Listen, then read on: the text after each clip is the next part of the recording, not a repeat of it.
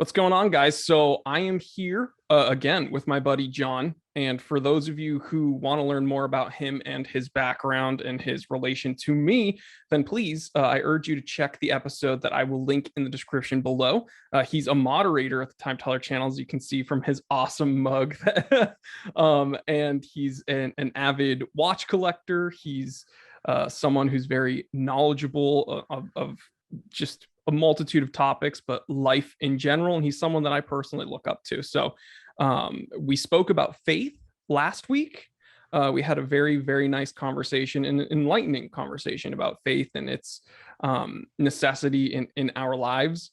And today, I thought it would be a kind of just perfect segue into hope and what hope is, its relation to faith, its necessity in our lives, and how we can harness it, I suppose. So John, take it away.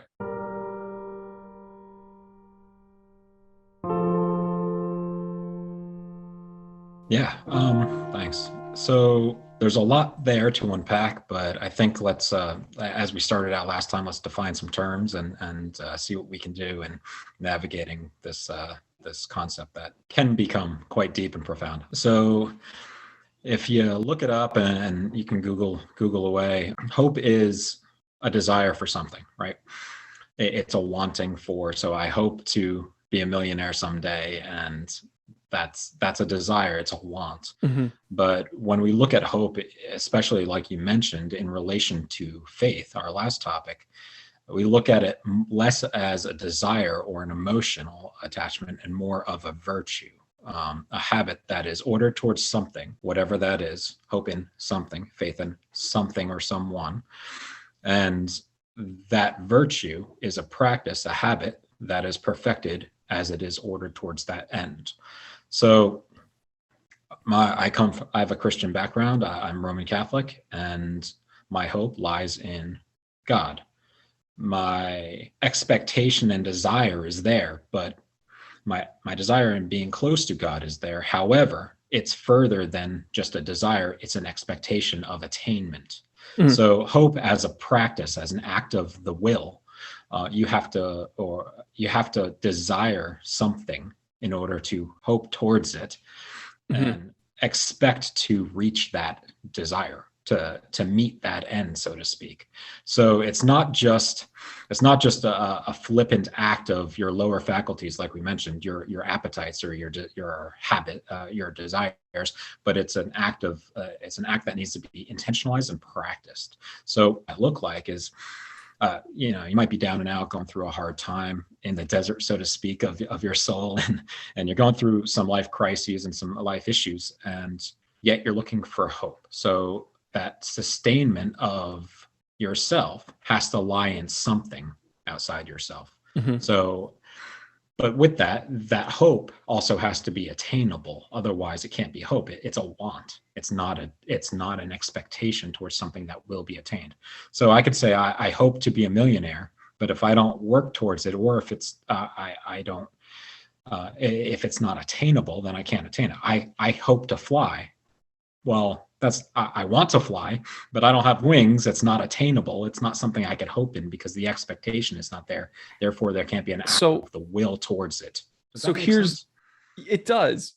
I also see an issue with it, though. Sure. Yeah. Which is, and you touched upon it.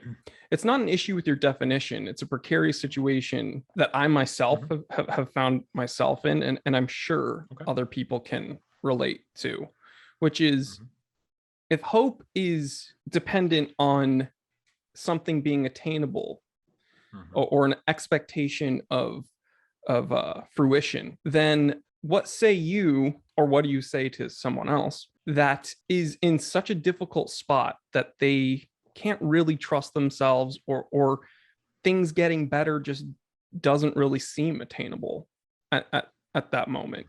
Because that's actually when I think you really should have hope. But for instance, when I was going through something very difficult, things getting better was something I definitely wanted, but it wasn't totally clear. Do you know what I mean? And I didn't quite always have the wherewithal to be confident that it would come to fruition in my favor. So how does one have hope when they are truly down and out, to put it simply? Sure. That's fair. So let's look at the attainable again, Mhm. because I think you mentioned something that's very important there. So when something is, when you're going through a scenario and it seems like quicksand, and the harder you kick and the harder you push, you keep sinking. Mhm. That's your perspective. That's an immediate scenario. You have many contributors towards that. Your perceived truths are not necessarily real, Reality. are not correct. Totally. So when the phrase "speak your truth" is fun to me, because I don't believe I that's dislike accurate. it. I actually Right. dislike it. Yeah. I can't stand it, because it's Yeah. interesting and fun to me, because it's antithetical to itself. So truth is objective. Exactly. Your perspective and your experience has a certain lens by which you receive and experience that. However, that is the subjective part. So going back to the expectations, or the ability to attain that thing you hope for, you could be in a really bad scenario, and many people find themselves in this because we're human. We go through life. Totally. Life is not easy. If life was easy, it wouldn't be called life. Exactly.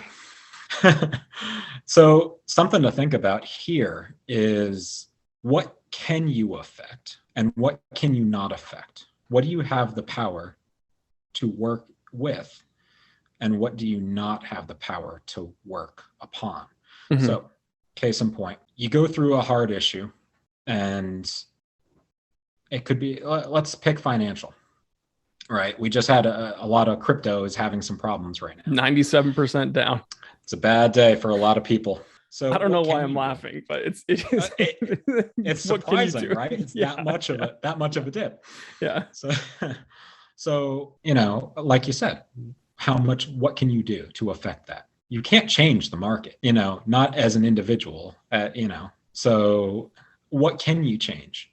You can change your focus. You could change what you put energy into. You can change your desired outcome, might be financial stability, but what is the method by which you attain that? Well, maybe crypto, maybe you play it a little safer than what you have been risking. Right. So there are things that you could affect. It might not be your desired want, but it is something that can be attainable over time. So that's the thing, that we find ourselves in a problem, and we think that the issue is unsurmountable and we can't get through it. And that's when we talk to friends, we talk to mentors, advisors, spiritual, secular, it doesn't matter. Gaining we perspective. Talk to other people.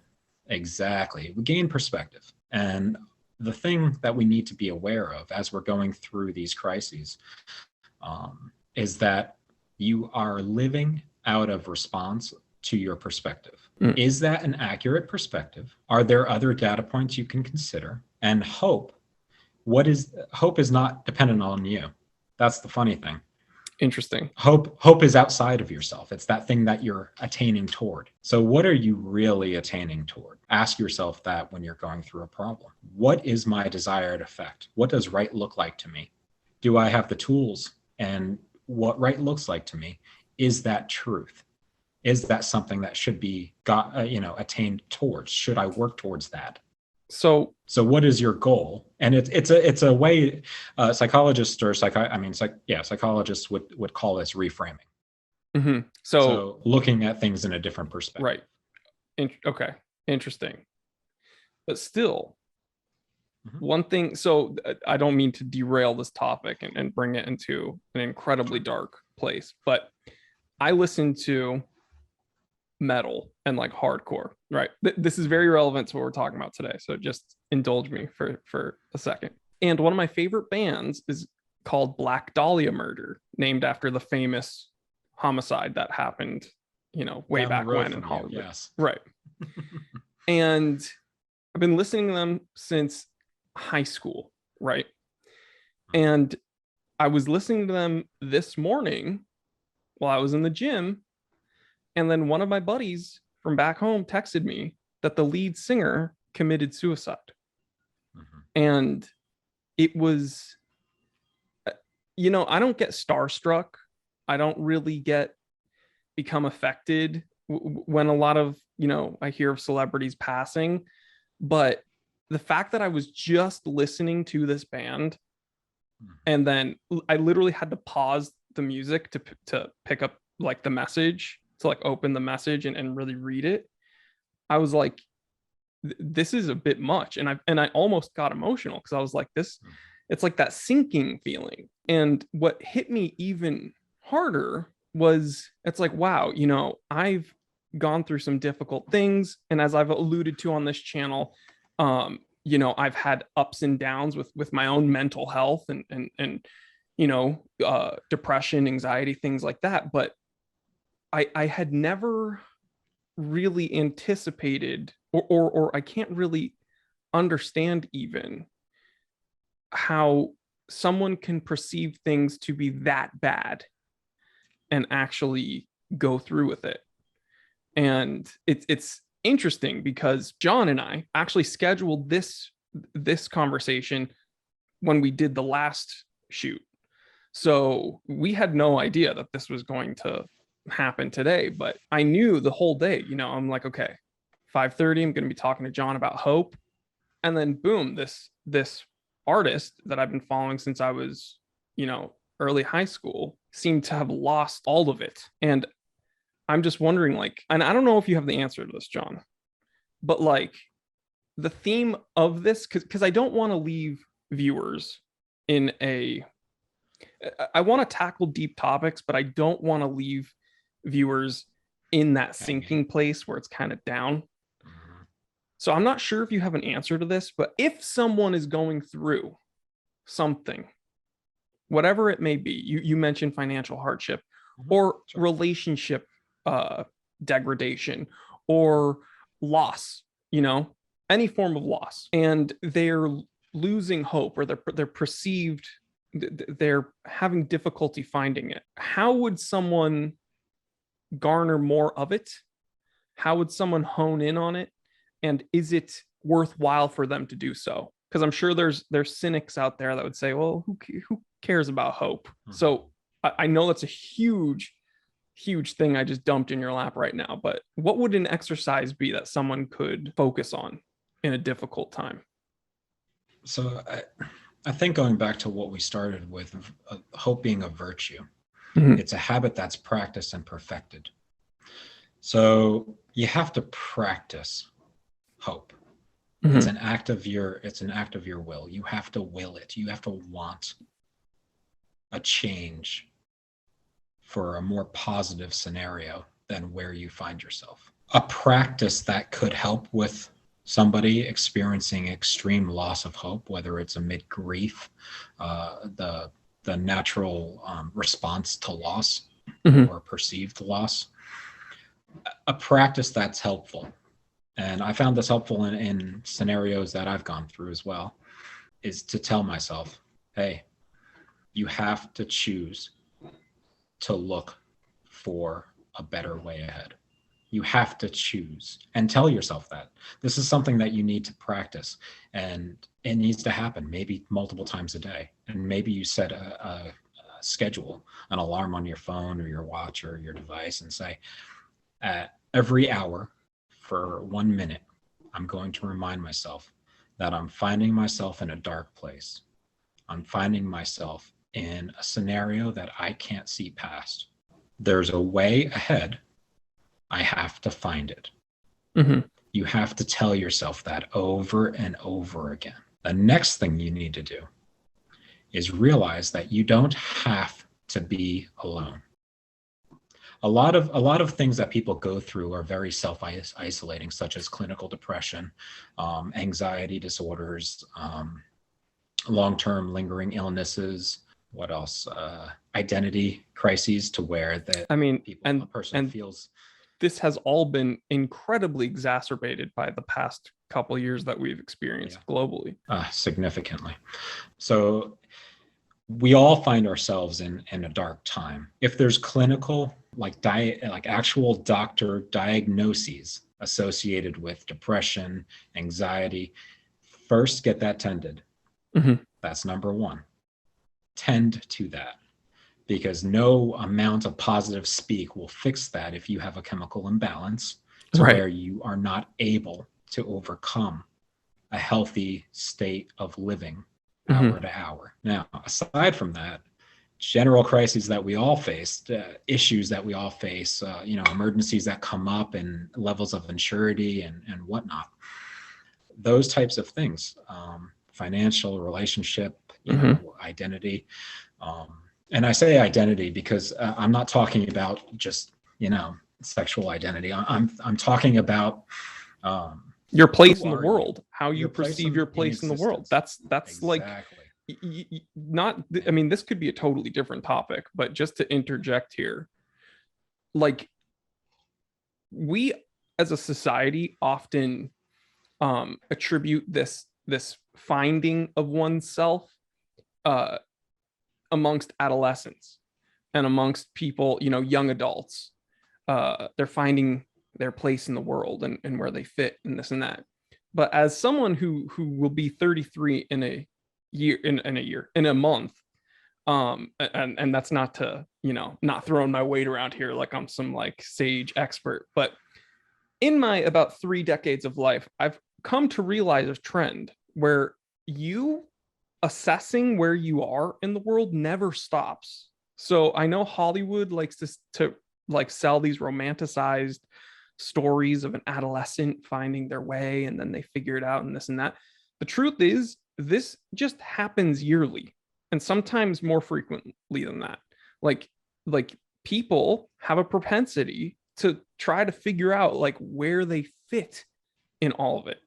And that can be very motivational, that can be very inspiring, it can be very reassuring, but it can also be the opposite of all those things where it's very daunting and anxiety fueled and almost overwhelming to the point of isolation, like you said. And again, I can't stress this enough. The last 2 years that we've experienced as a global entity has thrown accelerant on an already burning fire. So I'm sorry to hijack that thought, but No, that's fine. That's fine. So you need, when you're experiencing that sense of isolation, and a lot of times it's self-imposed, you have to choose to tell yourself that you don't need to go through this alone. You matter in life, whether you feel it or not. That's perspective. Feeling is perspective. mhm, It's not necessarily accurate. It's where you are in relationship to your emotions. mhm, You have to tell yourself that I don't have to be alone in this. And you have to choose to be vulnerable with somebody else in order to mhm, grow. That we're communal by nature. We're communal. Whether no matter, I'm a deep introvert, and even still, if I'm stuck in my head, I'm just going to beat myself up. right. And I need, just like anybody, as a deep introvert, I need that community. And We all need that community. as a kind of pitch for this channel, one thing that has like totally motivated me to keep this going is all the various perspectives in the comment section with people's relationship with being vulnerable and people's different thresholds and parameters. And what's funny is if the majority of you know me from the Time Teller channel, that's like it's probably like a 0.001% of like the viewers right now who just clicked on this episode, but most of you know me from the Time Teller channel, and I think that is authentically me. I don't think that's authentic. That is authentically me, but what I think is interesting is just because I'm a pretty overt extrovert, um I'm still a human and I'm still only going to share with people what I want to share with them. And so my own personal threshold for being vulnerable to others, that's an exercise in itself.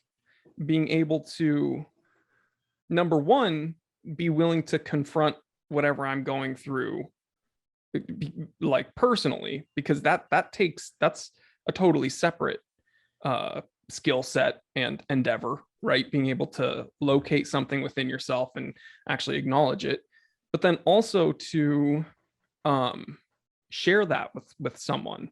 But I'm gonna tell whoever's on the fence about like talking to someone, like you need to do it, because the relief that you feel is pretty much immediate just to share that with someone. And I understand all the concerns about judgment and preconceived notions and, oh my gosh, what will my image, what will they think of me? Dude, I said this in the last episode. One of the best steps I took was writing a message to John on Discord in the middle of the night, being like, hey man, I'm kind of going through something. Can I talk to you? That was like a huge step for me. Even though, dude, I'll write Discord messages to each one of my Discord members 20 million times a day, and it's not an issue because we're talking about whatever people want to talk about. But once it's something that like I'm actually vulnerable about, that's like a different undertaking. But I'm telling you, it was totally worth it. And that sparked the conversations that we're having here for you guys. And so to bring it back to what we were talking about, faith and hope, what do you think, again, as cliff notes, if someone could only click on one part of this episode, what is the relation between hope and faith, and how does this enrich a human? What necessitates this, and why should we hold on to these virtues? So no matter what discipline, and I'll say we all have a spiritual discipline, we all have a religion, as far as Aristotle looks at it. We all have beliefs, and if you don't know what your religion is or what your belief or what you hold as highest and true in life, look at where your time, your energy, and where your money goes. Just ask yourself that. Where does your time and money go? That is your belief, what you hold most dear in life. So my religion is G-Shocks currently, just to get that clear, everybody. Yeah. but your beliefs, we all have that spiritual religious entity, part of us. We all have a longing for something that gives us inspiration, meaning. We all have a way by which we focus on that, and we all have a way of searching for that. No matter what, if it's a religious discipline, as in like a specific faith group, a belief system, it could be a discipline like Stoicism or Buddhism. It could be any number of things. However, belief in something outside of yourself, because we are human, we are fickle, we very often react to our emotions instead of governing them with our intellect and will. Faith is an act of the intellect. Hope is an act of the will. And these are both virtues in so much that they are like muscles. They need to be worked, they need to be practiced, and they need to be intentionalized. A key word that I've been hearing over the last few years has been mindfulness. The intentional application of your whole holistic self towards something. So, or the recognition of self amidst something. That's how I've seen mindfulness characterized in either fashion. But the correlation between faith and hope, they're mutual, they're not exclusive, and they build off each other. They are both virtues that can be and need to be honed. Because no matter what your religious viewpoint is, deistic, non-deistic, polytheistic, atheistic, whatever, you have a belief in something outside of yourself, a model to attain or to work towards. It might be a sports hero, it might be whatever. Might be a historical figure that you want to emulate, but you have a belief in something outside of yourself, a model for something for you to live your life by. That is what you have faith in. And if you want to practice the virtue of hope, it's what do you have in your capacity to attain towards that end, and how are you reminding yourself that is doable. Mhm. If I'm going through a problem, how do I get past or on top of this mountain? Then ask yourself, do I want to get past this mountain? Am I willing to embrace the difficulty of that climb? Mhm. And then you have to remind yourself that you don't have to be alone. You can choose to, and it's going to be so much harder if Way harder. doable ever. Yeah. You talk to anybody or read anything about anybody who's summited Everest. They're not doing it alone. Yeah. They're not going to do it alone because they can't. So whatever your Everest, you can do it. You have to choose to, and you have to embrace the suck, as is said in many environments. Right. But you're going to have to do that with somebody, and you're going to have to choose to go through that pain of doing that. Absolutely. So guys, I would just urge you to leave a comment, write to me, let me know your relationship with faith, with hope. If you have any comments, I'm sure John will be moderating the comment section as well, to respond to you guys. And just be kind to yourself, and please don't isolate yourself, because people that don't know you even care about you, because even if it's for selfish reasons. When I heard of this unfortunate happening today with this band that I really hold dear, the immediate feeling of loss was there, but also I felt immense sadness for not only him but his family and everyone else, and there was a little bit of selfishness there, in that I don't ever want to experience something that I would perceive to be that bad to where I would do that. And it almost was a wake-up call, like, yo, I wish he spoke to someone, and I wish that I could I would hope and pray that I have the wherewithal to speak to someone if I'm getting anywhere even near that. And so just to kind of put a bookend on this, because we will be doing another installment together. I'm sure we'll be doing numerous, John and I. I just want to say, please talk to someone, because I know the viewers, we all care about each other. And even if it's just connecting with someone very quickly online, it's worth it. Please don't be scared of being vulnerable. And John, I'll let you have the last word here. I appreciate it. I just wanted to mention something real quick before we end on this topic. If you're going through something, that's part of you that's going through something. There are other parts of you. Part of me is a husband. Part of me is a son. Part of me is a brother. Part of me is a child of God. Part of me is a military member. Part of me is a friend. Part of me is a cousin. There are many parts of you.